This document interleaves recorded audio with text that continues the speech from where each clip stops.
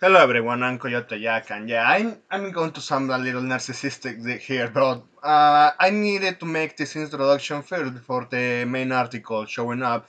So yeah, I've been very vocal about Guilty Gear. I've been very vocal how Arc System they decided to fuck everything up. Shit, when the moment the Bridget shit show started, and when Toshiki Mori-san left, the creator of BlazBlue, and I know I butchered it, the name there. Morrison is well known there. Is the short name there. We in this channel, yeah, I did videos about it because yeah, I know where this is going to be headed at the end of the day. So yeah, with Bridget, how this company, even alone itself, the creator of Guilty Gear, Daisuke Shibatari, well, decided to go to the Looney Tunes. Because they did, and we saw it with the FGC, with the same group.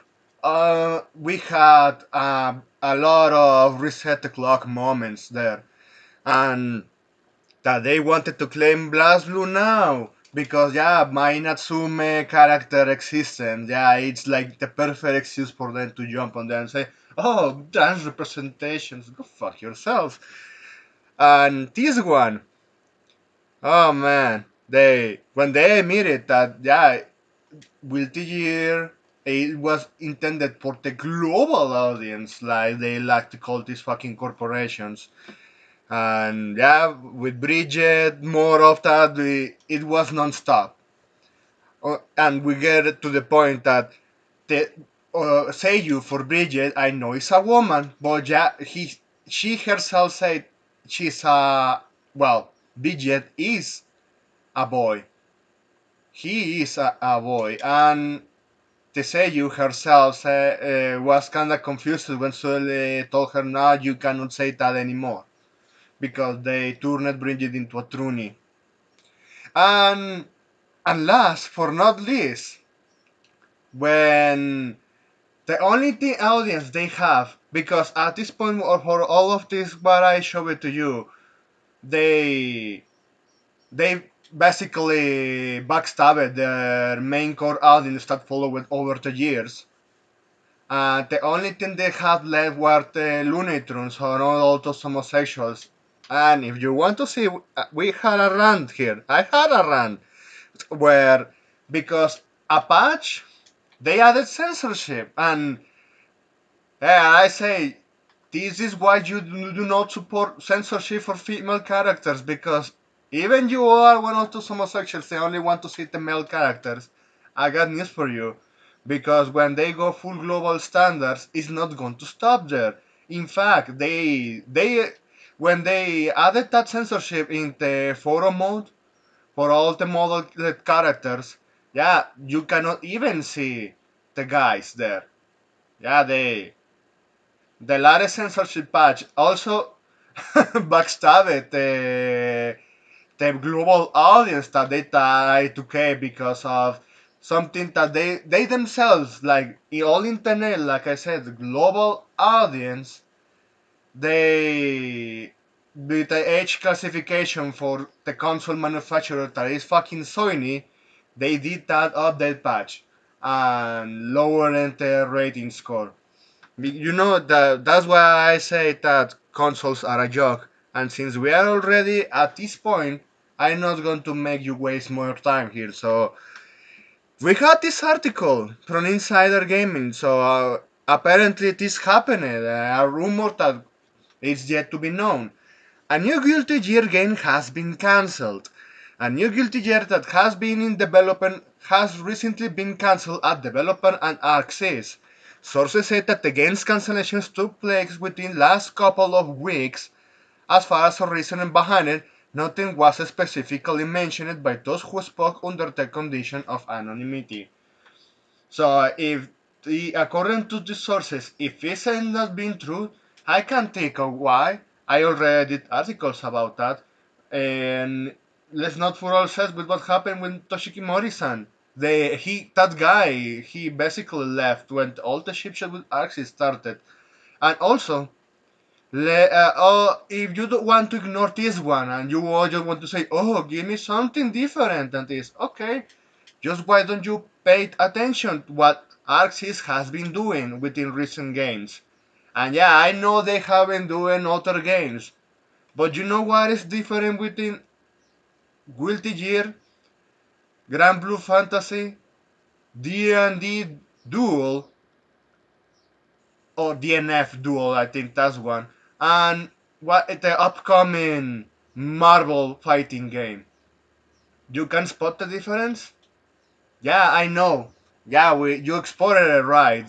It's because one is a in-house IP and the other ones are licensed IPs.